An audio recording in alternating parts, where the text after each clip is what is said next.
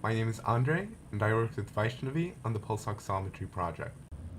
What this project does is enable us to use this hardware, which gathers information on how much red light and infrared light is being reflected off of a patient's finger, and use that to calculate their pulse and their blood oxygen content.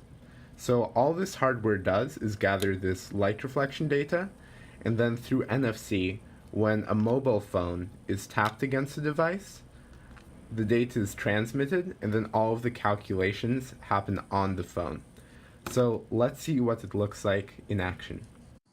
So the initial view has some instructions telling the user to tap their phone against the device, and once they do, in the background they can see the charts that are being generated, as well as see how much longer it will take to finish collecting the data. Once it is complete, we can see our heart rate and our blood oxygen content, and we can compare this against another dedicated pulse oximetry unit to see that it's very accurate.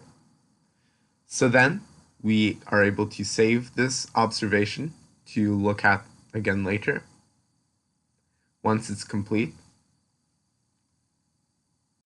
So then we can go to the History tab and look at any previously saved observations. We can see the values computed for it, as well as zoom in on the data to see how the values were computed. So heart rate is based on how many peaks there are in the data, and then the blood oxygen content is based on the ratios of red light reflected to infrared light reflected. We can also go into an alternative view that was developed to help us figure out what filtering to apply to the data before performing the computations on them. So we can see how the data looks pre-filtering, and we can also play around with the filter values and see the different results we get.